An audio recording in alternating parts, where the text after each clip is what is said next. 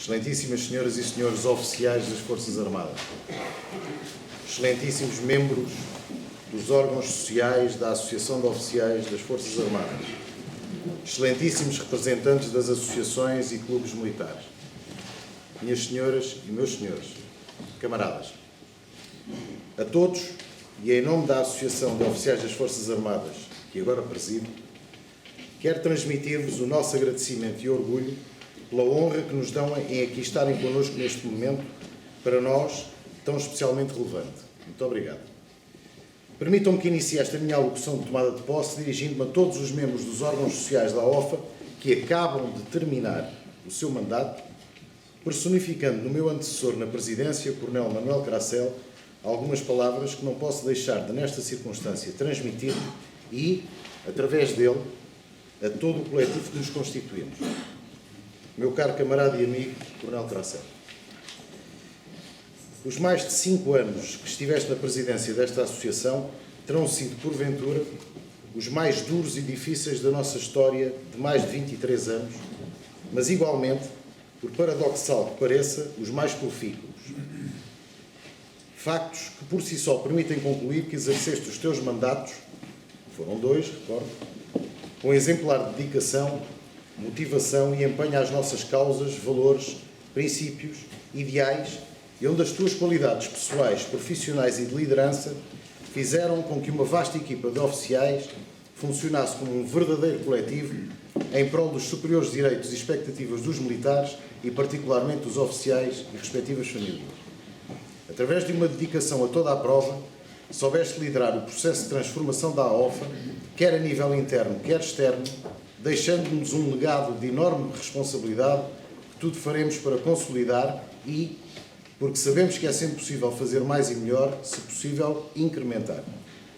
A fasquia está indubitavelmente colocada num nível muito elevado. E se o mérito de tal facto se deve ao trabalho incansável, abnegado e desinteressado da equipa forte e coesa com que soubeste rodear, não é menos verdade que muito do que hoje somos resulta efetiva e diretamente do teu próprio trabalho e empenho que cedo a todos se foi revelando como um exemplo a seguir. A AOFA é hoje consensualmente reconhecida como uma associação credível, representativa e que efetivamente pugna de forma isenta pelos interesses dos oficiais das Forças Armadas, representando-os nos mais diversos fóruns nacionais e internacionais, onde se dirimem as questões de âmbito socioprofissional, assistencial e deontológico, fazendo jus ao que legalmente nos é reconhecido e se encontra plasmado nos nossos estatutos. Fastidioso seria, dada a sua extensão, aqui referir o muito que foi desenvolvido e conseguido nos últimos anos, mas não posso deixar de salientar alguns paradigmáticos exemplos. Foi definitivamente ultrapassado o paradigma segundo o qual a AOFA se constituiria em tempos como uma associação cuja representatividade se limitava praticamente à de oficiais na reserva e na reforma. Em abono da verdade, nunca o foi. Mas nos últimos 5 anos, o número de oficiais no ativo passou sensivelmente de 18% do total para mais de 35%. Duplicou em 5 anos. Números tão mais significativos quando nestes mesmos 5 anos o número global de sócios cresceu mais de 30%. Este crescimento significativo, aliado à estratégia que hoje podemos afirmar de pleno sucesso e aposta na aproximação efetiva aos oficiais mais jovens, através dos múltiplos canais de comunicação modernos e eficazes de que dispomos, página oficial da internet, presença nas redes sociais, onde só, por exemplo, a nossa página no Facebook já ultrapassou 28 milhões de acessos, resumo de imprensa diário, blog da AOFA e, mais recentemente, o boletim da AOFA. Permite que sejamos reconhecidos pela qualidade e oportunidade da informação que prestamos aos oficiais, mas também aos nossos concidadãos. E o que dizer de uma realidade tão relevante como a nossa efetiva intervenção social, baseada na Rede Nacional de Protocolos que, sem quaisquer custos associados, abrange não só os oficiais, como todo o agregado familiar e que hoje conta já com mais de 300 entidades parceiras e cerca de 2.000 postos de atendimento em todo o país. E do facto da AOFA ser uma entidade acreditada ao nível da promoção de ações de formação cofinanciadas pelo Fundo Social Europeu, que nos permitiu desenvolver, já em 2013 e 2014, projetos formativos de grande dimensão em favor dos militares, indo ao encontro das suas reais necessidades pessoais e profissionais, estando neste momento já em fase adiantada a implementação de novos projetos. E do facto de ter a AOF a capacidade efetiva de apoio jurídico, em grande medida suportada por verbas próprias e que, na prática, se consubstancia neste momento no patrocínio de algumas centenas de processos que decorrem nos tribunais em defesa dos mais legítimos direitos dos oficiais, de todos os oficiais. E da capacidade evidentemente demonstrada na realização de eventos de grande dimensão, dos quais os seminários da saúde militar ou sobre o futuro do IASFA são apenas dois bons exemplos. Em todas estas situações, e nas muitas que aqui ficam por referir, um denominador comum lhes está subjacente: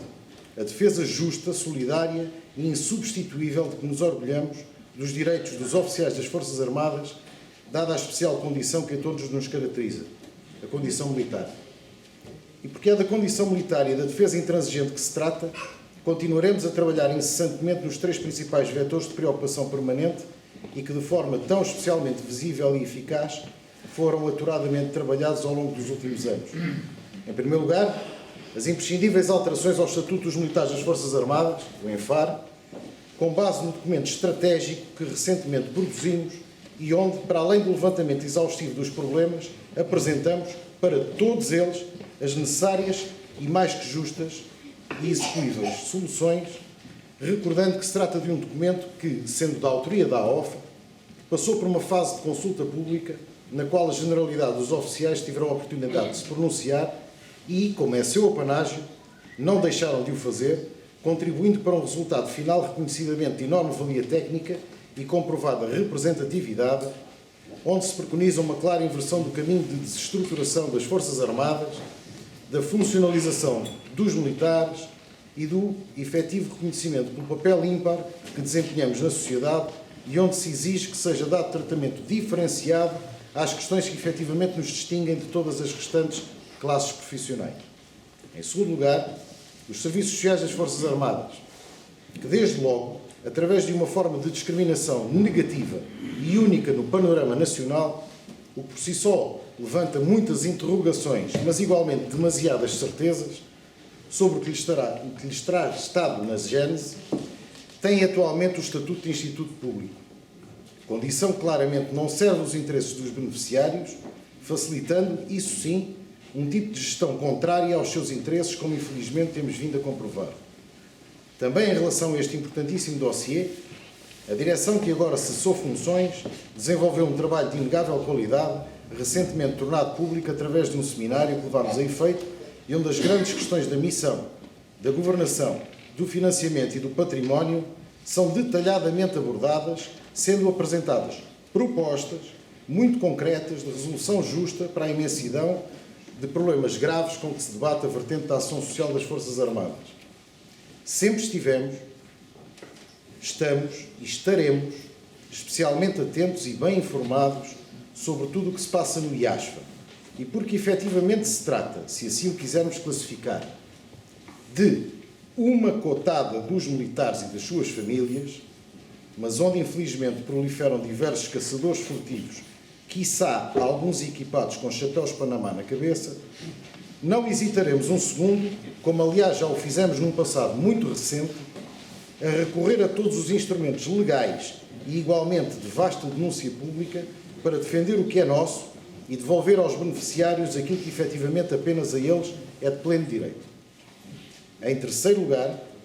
a denominada saúde militar, na múltipla complexidade de vertente que abarca e onde sobressaem os grandes temas ADN e Hospital das Forças Armadas.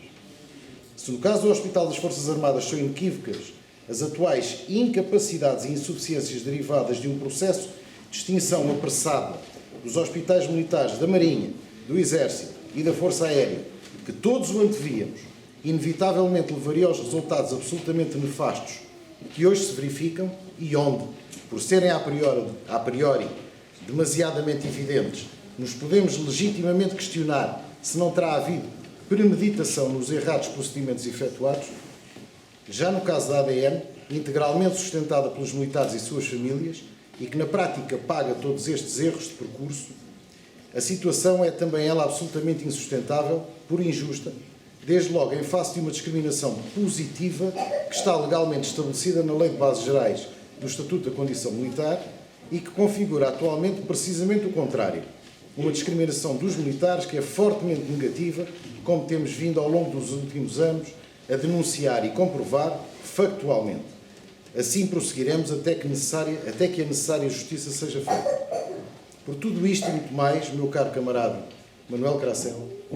quero transmitir-te a minha firme convicção de que tens todas as razões para uma vez mais sentir, e com ampla razão, que cumpriste a missão e que sais com a consciência perfeitamente tranquila de que deste o teu melhor e que esse melhor chegou ao ponto extremo de colocares em causa a tua própria saúde. Pessoalmente, e estou certo da parte da equipa que agora cessa funções, mas também daquela que agora as iniciou, quero que saibas que tens todo o nosso reconhecimento, respeito e apreço e que serás sempre recordado como um grande presidente por tudo o que fizeste e por tudo o que impediste que nos fizessem. Para ti, camarada e amigo, o meu aplauso.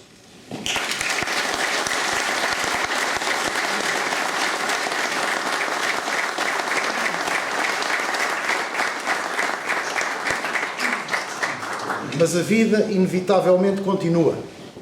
E a nossa, a AOFA, é e será sempre mais importante do que qualquer um de nós, por muito que a nossa marca possa ficar historicamente registada da forma mais positiva. Aos camaradas que hoje iniciam comigo este mandato, neles englobados os distintos membros da nossa Assembleia Geral, do nosso Conselho Fiscal, do nosso Conselho Deontológico e, naturalmente, do nosso Conselho Nacional, não posso deixar de transmitir, porque é da mais elementar justiça que o faça e porque o coração e a razão assim o determinam, o meu profundo agradecimento e orgulho por terem aceitado abraçar este projeto, sabendo de antemão que o caminho a percorrer será tão difícil quanto desafiante, demonstrando desde logo que são oficiais de verdadeira exceção, até foi bom para repetir, e que, de forma absolutamente desinteressada e onde apenas nos move o dar um pouco de nós em prol de um coletivo que nos orgulhamos de integrar, estou certo que saberemos honrar todos aqueles que nos antecederam e criar as condições para que um dia nos possamos orgulhar do legado que deixaremos aos nossos sucessores. Nesta medida, não posso nem quero deixar de realçar o facto assinalável e que nos deve fundamentar uma renovada esperança de que, pela primeira vez, uma expressiva maioria de mais de 60% dos oficiais que integram o Conselho Nacional se encontra atualmente no ativo. Facto que ainda mais releva a estirpe destas mulheres e destes homens que, além do cumprimento exemplar das missões que lhes estão incumbidas pela exigente profissão militar, resolvem agora dedicar parte substancial do seu tempo às nobres causas e objetivos que nos movem. Bem-aja. Dirijo-me agora a todos os oficiais das Forças Armadas, nas situações de ativo, reserva e reforma, neles incluídos os nossos camaradas que prestam temporariamente, mas não de forma menos relevante, serviço nos regimes de contrato e voluntariado. A todos, sem qualquer exceção, do cadete ao general, sócios ou não sócios, a AOFA permanecerá atenta e interventiva, sem reservas e poupança de esforços, na defesa dos direitos e expectativas socioprofissionais que legitimamente vos assistem. A todos. Sempre assim foi e sempre assim será. Porque nunca, em circunstância alguma, fizemos ou faremos depender um maior empenho do facto de já terem ou não tomado a decisão de se associarem à AOFA. Não posso, no entanto, deixar de reiterar o nosso apelo para um facto que ninguém como os militares conhece e reconhece como decisivo. O nível expectável de sucesso das missões que nos incumbem, também ao nível dos objetivos que determinam a atuação do associativismo militar, é diretamente proporcional à união, ao espírito de corpo e à solidariedade que demonstramos. Quanto maior for o nosso exército, necessariamente maior será o respeito que, à partida, é tido por nós e maior a capacidade de intervenção no terreno e de dissuasão que demonstramos em face das potenciais ameaças. A todos aqueles que têm o poder de decisão, neles englobados os chefes militares, mas sobretudo os políticos, dos mais diversos quadrantes, não posso deixar de reiterar que para a AOFA a base da resolução de todos os problemas e a procura das inerentes soluções sempre foi, é e será a do diálogo construtivo. Mesmo considerando que é a própria lei vigente que o determina, mas porque essencialmente, e desde logo, os militares são conhecidos por honrar a sua palavra e dificilmente concebem que os seus interlocutores não tenham idêntica lisura de procedimentos, a via do diálogo, do trabalho conjunto, do aconselhamento, será sempre para nós a prioridade das prioridades. Este é, claro e inequivocamente, um compromisso que unilateralmente aqui assumimos e para o qual, com renovada esperança, aguardamos que seja definitivamente compreendido e por todos levado à prática. Será, pois, sempre essa a via que privilegiaremos, sem prejuízo de recurso a todos os meios legal e democraticamente estabelecidos, sempre que para tal sejamos obrigados e estiverem em causa os superiores e legítimos direitos dos militares ou, como infelizmente tem sido procedimento reiterado, violações grosseiras e interpretações enviesadas dos preceitos legalmente instituídos. 3 notas finais, mas nem por isso menos relevantes. Aos nossos camaradas da Associação Nacional de Sargentos e da Associação de Praças, quero explicitamente referir o seguinte: o caminho que em grande medida temos percorrido em comum demonstra clara e inequivocamente que é incomparavelmente mais o que nos une do que aquilo que nos separa. Tem sido, aliás, no respeito pelas diferenças e, sobretudo, no diálogo frequente e profícuo, que em muito se tem alicerçado o esforço permanente e o reforço do excelente relacionamento que hoje temos e que, pela nossa parte, reassumimos como um pilar importantíssimo da atividade e sucesso do associativismo militar no seu todo. Somos todos militares. Partilhamos com orgulho a condição militar que faz de nós combatentes, por Portugal e pelos portugueses. Partilhamos valores e ideais que apenas nós, militares, intrinsecamente aprendemos, apreendemos e levamos diariamente à prática. Mantendo o integral respeito pela autonomia de cada uma das nossas associações, quero aqui deixar bem clara a nossa firme disponibilidade e até a intenção de, se possível, reforçar ainda mais os laços que nos unem, designadamente na procura incessante de novas oportunidades de colaboração e apoio recíprocos, tendo sempre em vista os grandes objetivos que sempre nos fizeram convergir. À comunidade do nosso Instituto de Odivelas, hoje aqui tão bem representada, e que constitui parte integrante e absolutamente indissociável da família militar, à qual agradecemos de forma muito especial o apoio que hoje aqui nos trazem, queremos reiterar que o encerramento do Instituto não é, para nós, longe disso, algo passado e definitivamente consumado. Em consequência, reassumimos o compromisso de levar o assunto a todas as instâncias militares e do poder político, porque Portugal não pode, em circunstância alguma, conformar-se com decisões de consequências tão gravosas, tomadas de ânimo leve e baseadas em pressupostos comprovadamente errados, contra tudo e contra quase todos, demonstrativas de tiques autoritários que consideramos intoleráveis e impróprios de um Estado de Direito.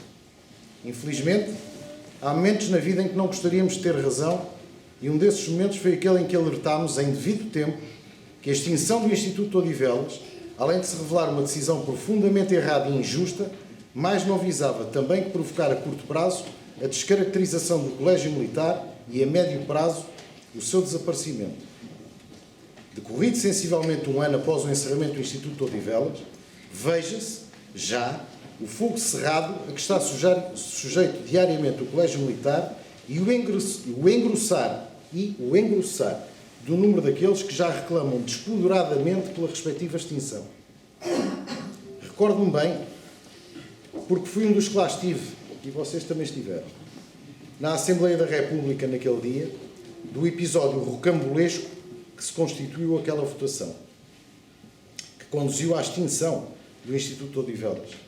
efetivada por poucos votos e que de imediato levou a que mais de 20 deputados, porque estavam obrigados à disciplina de voto, fizessem declarações posteriores a confessar publicamente que não concordavam com a decisão que eles próprios tinham sido obrigados a tomar. Que haja agora, da parte de todos, a coragem política de reverter esta situação, tanto mais que a conjugação de forças é agora inteiramente diferente. Fica desde já o desafio. Termino dirigindo-me aos familiares e amigos de todos os membros dos órgãos sociais que hoje tomaram posse.